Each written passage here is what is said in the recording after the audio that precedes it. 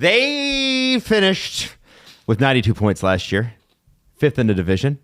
And despite Nashville kind of surprising a lot of people and breaking the 90-point barrier, not having players, I think, they still missed, Philip Forsberg was gone just a little too long for them to make the playoffs last year. According to reports, he will be back to a healthy enough spot with that upper body injury to be back this year. Gentlemen, the 92 points last year, betting odds have them at what? What do you think? I think they're going to take a step back. 84.5. Jesse Blake. 87.5. And Jesse Blake nails it again. Whoa! He's on a bit of a... You're dead on. The Jesse Blake sports book.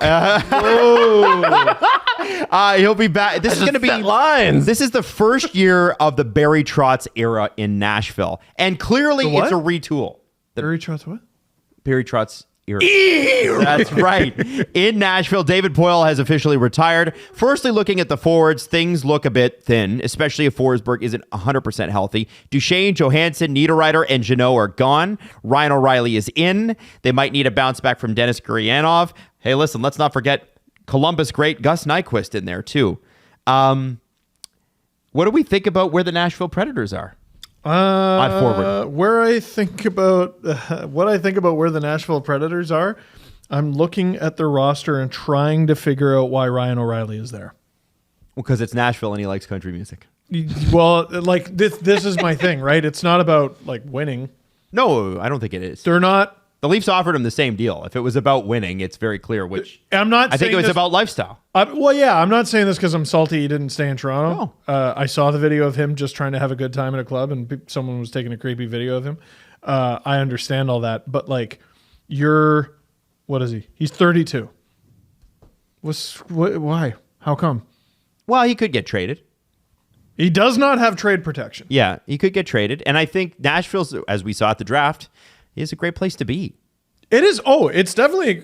I have no confusion about why he would want to play in Nashville, but you'd think he'd want another crack at the cup, and I just don't know if he's going to get it. Now, maybe you look at that and you go, okay, I'm a really good two-way forward, probably one of the better ones in the league. We have one of the best goalies in the league. I'm going to be at the forefront of making this team great. They got a lot of fun young players. It's going to be a fun experience, but I don't think they're going to win a ton of games this season. They're not going to win a ton of games. I think you're right. But here's the other problem is I'm curious about their direction in general, guys. And I wanted to ask you guys about this because they have a lot of dead cap. Retention for Ekholm and Johansson is $4.25 million for each of the next 2 seasons. The buyouts of Matt Duchesne and Kyle Turris are a combined $4.5 million this year. But get this, it gets worse the next 2 years when their combined buyouts will be 7.5 and 8.5 before finally going down. That's $8 million right now, and it'll get worse next year, sitting on players that do not play for you. Is that bad? That seems bad. Jesse, you've said nothing. I want to know. No, keep it that way. I want to get into Adam. So there's a case. Jesse looks stressed, by the way. Yeah, no, because you want them to be good. Because there's a case to be made that they're going to be decent. Yeah? Well, UC Saros plays there. UC Saros plays there, and if you look at played how, there last year, eh? If you look at how the season ended for the Predators, the second half of the season, their best offensive forward, Philip Forsberg, missed the final 32 games. Not good, right? I mean, that happens, though. Yossi was out. Final 15 games. Ryan Johansson out since February. Matt Duchesne out final 10 games. This is a team that missed the playoff by 3 points. They didn't. I just named 4 guys who are stars on their team who they didn't have. Because no one in the West wanted it at all. It was remember the end of the season? Yeah, it's like it's like, no, you make the playoffs. Who's going to accidentally make the playoffs? Yeah. The Preds were the only team that wanted it. So if they have just everybody healthy, do they not make the playoffs? I think you're asking, like, in order for them to even be remotely competitive, you need Saros to be a Vezina candidate, and you need Kevin Lankinen, who was their backup, who you watching just learned that. He had a 9-19 in 19 games. You need both of those things to happen.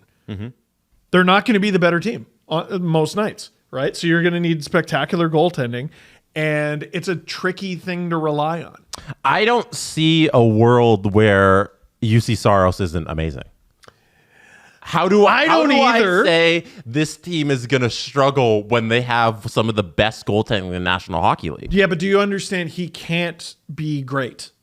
But He has to be amazing. He has to be better than great. okay, we've seen that a million times. If he's a 915, they finish in the bottom 5. And that also might not be good for Nashville if he's great.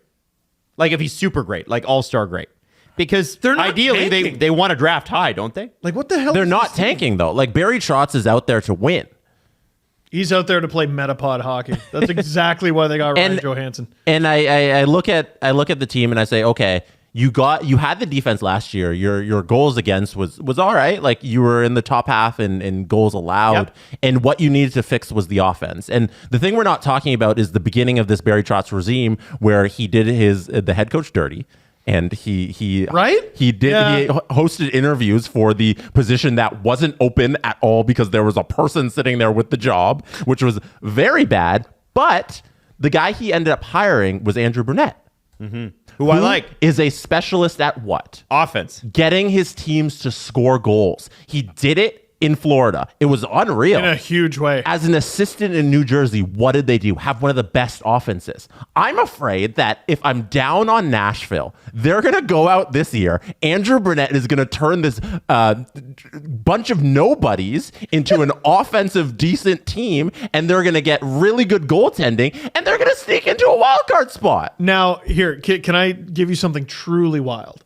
That's why I'm stressed at him. According to their cap friendly, 1, 2, 3, 4, 5, 6, 7, 8 forwards, just forwards, making under $1 million. Ryan O'Reilly is their highest paid forward at 4.5. Yeah. As a I'm Leaf looking fan, at- I can't even. Here's the thing. I can't fathom. If they're going to score, you need to see like Philip Tomasino, Juuso Parssinen, Luke Evangelista, some of these guys really like, and Mark Janikowski like take a Thomas Novak. those guys, those young guys. I'm so excited to get a look at them. But you'd have to get big seasons from them if they're going to play Andrew Brunette, Florida Panthers hockey, So which many by the way things. featured Huberdeau and Barkov at the best. They're we've gonna ever seen. So Try. many things need to go well. They're going to try. Okay, let's talk about defense for a sec because I think this is where one of their biggest strengths. Yossi, McDonough, Barry, Shen. That's not a bad top 4. Alexander Carrier, Dante Fabro, Jeremy Lozon. Some of those guys are gonna play or whatever. But Carrier. really, it's about the top 4. Luke Shen and Roman Yossi together is gonna be interesting.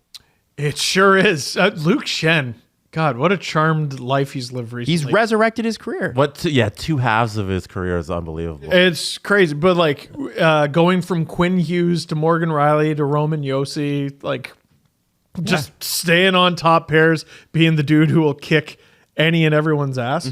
Like it's funny. I look at Shen and I'm like, why Nashville? I look at O'Reilly and go, why Nashville? I know exactly why Nashville would go after those guys. Luke Shen's a perfect fit there. Oh, they're going to help them play Metapod hockey. I also want to ask you this. In the Barry Trotz era, Tyson Barrie came in and did a good job. He under John did Hine. a really good job. But in the Super Barry underrated. Trotz Nashville era, how does Tyson Barrie Not fit into behind, that? not behind the bench. That's well. He's not behind the bench. mean, Andrew Brunette is. Yeah. Let's just call it what it is.